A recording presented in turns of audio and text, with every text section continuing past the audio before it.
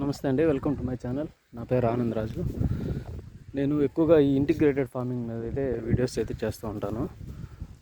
నా ప్రీవియస్ వీడియోస్లో చూసినట్లయితే మీరు జామ తోట, అదేవిధంగా అవి ఇతర హార్టికల్చర్ క్రాప్స్, చేపల చెరువు, సంపంగి పూలు, నెక్స్ట్ కొంచెం వరి, ఇలా అన్నీ చేస్తూ ఉంటాను.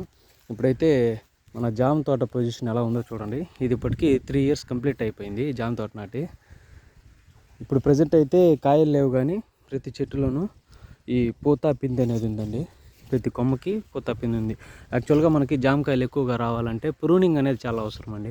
ప్రూనింగ్ అంటే కొమ్మలు అనేవి కట్ చేయడం. ఇప్పుడు చాలామందికి ఇండ్ల దగ్గర కూడా జామ చెట్లు ఉంటాయి, కానీ మా జామ చెట్టు ఎంత పెద్దయినా కాయలు కాయట్లేదు అని కొంతమందికి డౌట్ ఉంటుంది. ఏం చేయాలి, దీనికి ఏం మందులు వాడాలని? ఏం అవసరం లేదండి. ఇప్పుడు చూడండి, ఇలాంటి కొమ్మ ఉందా, దీన్ని ఏం చేస్తానంటే 2 months బ్యాక్ ఇక్కడ కట్ చేశానండి. ఇక్కడ చూడండి, ఇక్కడ ఈ విధంగా కట్ చేస్తే ఈ పక్క నుంచి వచ్చిన పిలకల్లో దానిలో ఇక్కడ పూతా పిండి వచ్చింది చూడండి. ప్రతి కొమ్మలోనూ పూతా పిండి ఉంది. ఇప్పుడు ప్రతి చెట్టు దాదాపుగా మొత్తం తోటంతా పూతా పిండి మీద ఉంది. దాదాపుగా ఒక 2 నెలలు సమయం పట్టొచ్చు మనకి కోత అనేది రావడానికి. చూడండి, ఇంకా మొగ్గ అనేది వస్తూనే ఉంది. ప్రతి చెట్టులోనూ ఈ విధంగానే పూతా పిండి ఉంది. నెక్స్ట్ మా జామ తోటలో అయితే గడ్డి అయితే తుంగ అయితే విపరీతంగా ఎక్కువైపోయిందండి. ఈ తుంగని నివారించడానికి కొంతమంది ఏమంటే ఈ వీడ్ సైడ్స్ అనేది స్ప్రే చేయొద్దు అంటారు. నేనైతే దీనిపైన పారాక్వెట్ అనే వీడ్ సైడ్ అనేది స్ప్రే చేస్తానండి దున్నిన తర్వాత. ఎందుకంటే అప్పుడు వచ్చిన 4 ఆకుల మీద ఉన్న ఈ సైజులో ఉన్నటువంటి ఈ ఆకులన్నీ కూడా, గడ్డి ఆకులన్నీ కూడా చనిపోతాయి. కానీ తుంగ మాత్రం ఏం చేయలేము.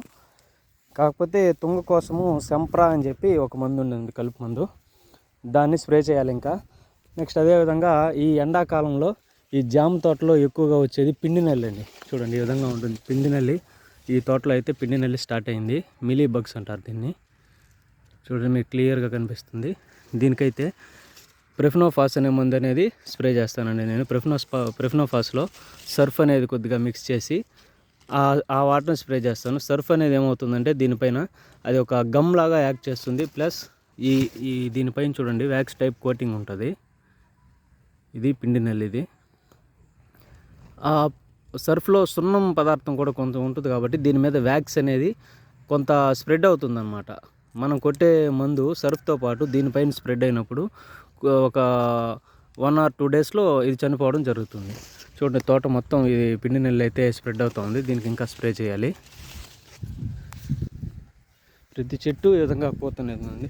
అంటే మంచి ఎండాకాలంలో జామకాయలు అనేది నాకు వచ్చే అవకాశం ఉంది. ఆ ఎండాకాలంలో జామకాయలు వస్తే మంచి రేట్ అయితే పోతుందండి మాకు. చూడండి ఫ్రెండ్స్, ఇది జామ తోట. ఇంకా ఇది దాదాపు 1 ఎకరా ఉంది ఈ జామ తోట. అక్కడక్కడ కొన్ని కాయలు తప్పైన ఉన్నాయి. అప్పుడప్పుడు అలా వచ్చినప్పుడు వీటిని కోసుకుంటూ ఉంటాము. ఇది ఫ్రెండ్స్ జామ తోట పక్కనే కొంత ఖాళీ స్థలం. ఎందుకంటే ఈ పక్కనే చేపల గుంట ఉంది కాబట్టి ఆ చేపల గుంట వల్ల నీరు ఊట అనేది ఉంటుంది. అందువల్ల ఇక్కడ జామ చెట్లు పెట్టలేదు. దీంట్లో ఇప్పుడు ఈ సమ్మర్ సీజన్లో వంగ తోట అయితే నాటడానికి నేను దుక్కి చేశానండి ఈ పవర్ వేటర్ సాయంతో. ఇప్పుడు దుక్కి అయితే అయింది. ఈరోజు సాయంత్రం వంగ తోట అనేది ఇక్కడ దీంట్లో నాటుతాం. Please like my channel and subscribe my channel అండి.